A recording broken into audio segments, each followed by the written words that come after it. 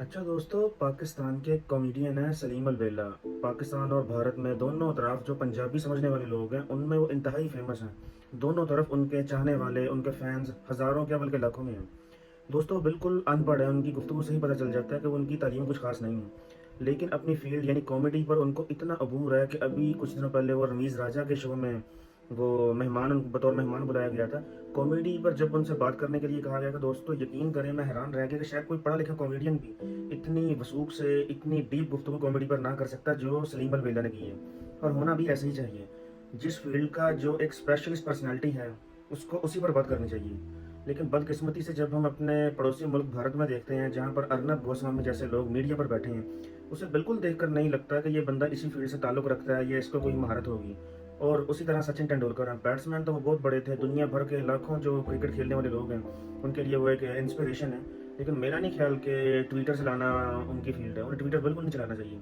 इतने साल क्रिकेट खेलने के बाद आप में इतना भी दिल नहीं आया, इतना भी गुर्दा नहीं आया कि आप अपने मुखालिफ टीम को आप प्रेज़ ही कर सकें या उन्हें आप कॉन्ग्रेचुलेशन ही कह सकें। यानी आप इतने साल क्रिकेट खेलने के बाद अंदर से अभी भी एक बौने शख्स हैं। इसकी दो मिसालें हैं कि 2017 में चैंपियंस ट्रॉफी का फाइनल पाकिस्तान बमुकाबला भारत, उन्होंने पूरा मैच बैठकर देखा। जब उन्होंने देखा कि भारत हार गया है, वहाँ से उठ कर गए। शायद उसी दिन उनकी हॉकी टीम का मैच था। उन्होंने बजाय पाकिस्तान को कॉन्ग्रेचुलेट करने के उन्होंने अपनी हॉकी टीम के लिए ट्वीट कर दिया। मैं ये नहीं कहता कि उनको नहीं करना चाहिए था, उनका हक बनता उन्होंने किया, लेकिन कम अज़ कम एक बड़े इंसान का मुजाहरा करना चाहिए था, उन्हें पाकिस्तान को भी कॉन्ग्रेचुलेट करना चाहिए था। ये ऐसी बात बिल्कुल नहीं है कि हम उनके कॉन्ग्रेचुलेट पर बैठे हैं। या तो फिर वो खुद को क्रिकेट का बतौर भारतीयों के वो गोल्ड खिलाना बंद कर दें, या फिर वो ऐसी छोटी हरकतों से बाज आ जाए। और बिल्कुल इसी तरह सचिन तेंदुलकर ने इस दफ़ा किया जब अरशद नदीम गोल्ड मेडल जीता। उन्होंने सिल्वर मेडल जीतने वाले नीरज चोपड़ा को तो कॉन्ग्रेचुलेट किया, जो बिलाशुबह बहुत बासलाहियत एथलीट हैं।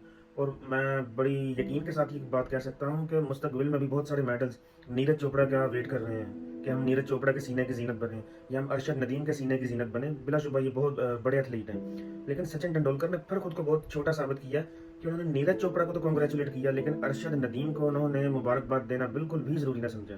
फिर मैं अपनी बात वही दोहराऊंगा, या तो आप खुद को क्रिकेट का गॉड कहलाना बंद कर दें, या तो आप इन छोटी हरकतों से बाज आ जाएं। आपसे बेहतर तो फिर ये सलीम अलवेला है, जो एजुकेशन जिनकी बिल्कुल नहीं है, लेकिन जब अपनी फील्ड पर बात करने पर आते हैं, किसी को अप्रिशिएट करने पर आते हैं, किसी को प्रेज करने पर आते हैं, वो बिल्कुल भी कंजूसी से काम नहीं लेते। मैं भारतीयों को कहता हूँ, अगर आपको इस बात का नहीं यकीन तो आप अपने पंजाबियों से पूछ लीजिए, जो आपके पंजाब साइड के रहने वाले लोग हैं, वो कितना उन्हें पसंद करते हैं, कितना उन्हें चाहते हैं। तो मेरा ख्याल है ये बातें सचिन तेंदुलकर को मुझे कहनी तो नहीं चाहिए, लेकिन मजबूरी है कि सचिन तेंदुलकर को ये बातें सलीम अलवेला से सीखनी चाहिए। शुक्रिया।